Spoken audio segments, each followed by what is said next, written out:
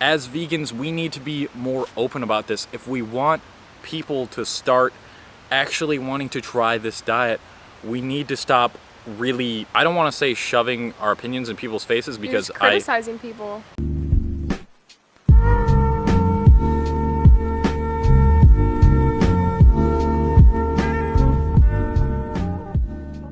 That's where we want it.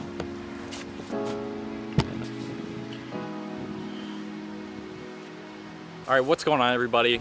It's your man Cole Hastings. We're back with another video out here in nature. We are at, what is it called? It's like the Town of Lockport Nature Trail? Town of Lockport Nature Trail, I guess. Sure. It's super nice here. You guys are gonna see some shots here as well while we talk about this video topic, which I'm sure you already know what it is due to the title. And this is gonna be a very controversial video. But before you start, you know, spamming me in the comments with a bunch of insults and whatnot, just watch the whole video through and maybe you'll understand where I'm coming from. But if you are new here, this channel is all about building your body and mind through a plant-based diet, as well as personal development topics. So with that introduction, we're just gonna get right into the video. Okay, so the topic of today's video is that the vegan community is pretty toxic. We both have our viewpoints on it. I think we agree with some things and maybe disagree with other things. We'll get into that. But yeah, I guess I'll just start off here.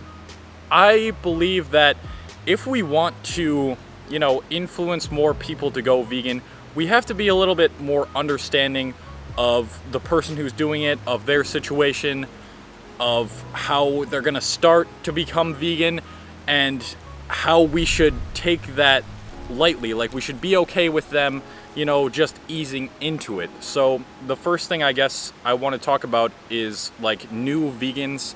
These transition. Yeah, the transition phase. We should not judge them during the transition phase. A lot of people say you got to be full vegan or you're not vegan and you can't be anything in between. But if you're just starting out veganism, it's actually beneficial to you to be totally not consuming meat and dairy products. I think you should ease out of it. I've talked about this in previous videos. You should definitely ease out of it and not go cold turkey right away, no matter what anybody says. So if someone is transitioning, give them some moral support. Don't be like, oh, you gotta cut all that crap out right away. I always rub my tummy. I know, stop. It's hard. Like, I understand that vegans are very passionate about this lifestyle and this diet, but you want to give people moral support. Be like, if they're like, hey, I'm reducing the amount of meat I'm eating, you should be like, good, that is great. And a good example of this that I need to learn from is when people have been asking like whether Emily is vegan, and I've been telling them she's like 99% vegan, but really she is vegan. She slips up every once in a while, but that doesn't mean you're not vegan. You don't have to be the perfect vegan.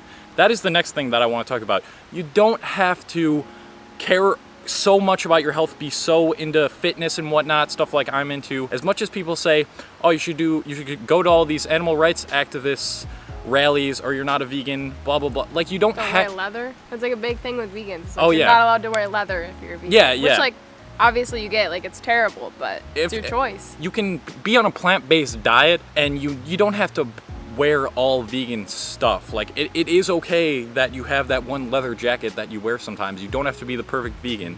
You don't have to care about your health. There's so many vegans out there that, you know, they eat a lot of crap. There is still a lot of crap on this diet. Hi. What, you guys doing, a video? Yeah, we're shooting a YouTube video. All right, sorry about that. A couple people walked by with their mini dogs, so we had to pet them, obviously. As vegans, we need to be more open about this. If we want people to start actually wanting to try this diet, we need to stop really, I don't want to say shoving our opinions in people's faces, because you're just criticizing people. I do believe that there's a time for telling people facts about the diet and like telling people about what their meat and dairy diet is doing to the environment, but just ease up a little bit. You don't need to go at them with some really angry manner. You can do this in a very timid way, and now the sun is just destroying the shot. All right, here we go. And that is pretty much all I have to say right now. I'm gonna think of something else while Emily talks, because she said she has something to say. I just think it's really unrealistic to have these crazy expectations that you have just because you're you know, labeled a vegan. Like, you can do it whatever way you want to or whatever way fits your life, but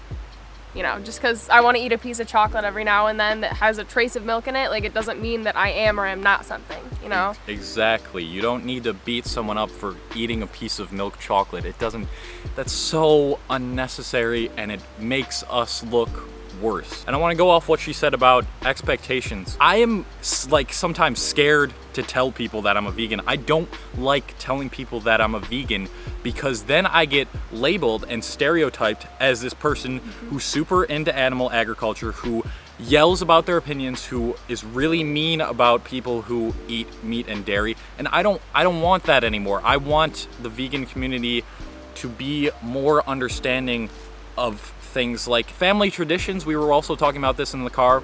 Some family traditions have like require people to eat a certain thing, and you know, if you want a little bite of that, I think it's okay. I know that a lot of people are gonna give me backlash for this because, you know, that doesn't mean you're vegan. But like, if you are perfect with your diet, if you're eating everything vegan the other 99% of the year, then it's okay. It should be okay. When we met White Glove Vegan, they had a good point where people said, you know, they're starting out with meatless Mondays, or like they do one meal of the week, or like vegetarian on Friday, that kind of thing. Or even if you like go out to eat and you decide to order vegetarian but you're not one, I feel like that's a big thing that vegans should be recognizing, that people are trying to, like, actively making choices to not eat meat and dairy even if they're not vegan. And exactly, and we should raise them up for that. We shouldn't still tear them down like, oh yeah, you're doing that, but you're still eating stuff the majority of the week, blah, blah, blah. Like, no, they're starting to make the transition. If you want them to actually make the transition,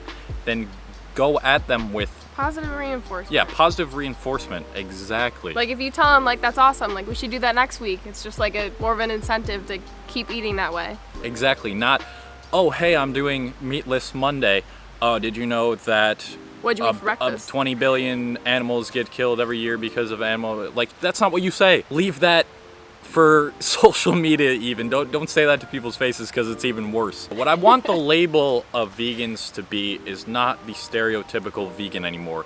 That's what I'm trying to do. Like, you don't see me really talking about animal agriculture too much because I'm not the perfect vegan. I do really hate what it does to the environment, and I think it's disgusting eating dead corpses. I really do. But also, it's okay if people are still in that transition phase, or if they're like considering it, then we need to give them more positive reinforcement. Like she said, we need to change this stereotype of vegans being so toxic, and the only way we can do that is if we actually aren't toxic, if we start to encourage people and to tell them it's okay to not be perfect on this diet. Just be yourself while doing the diet. Do what is best for you. Don't try to be someone you're not just so you can be that perfect vegan. So I think we're gonna wrap up the video there. I hope you guys enjoyed this video, and I hope you do understand my viewpoint. You know, obviously leave your thoughts in the comments. If you did enjoy this video, leave a like for me. If you're new to the channel, consider subscribing for more content like this, and I'll catch you guys in the next video.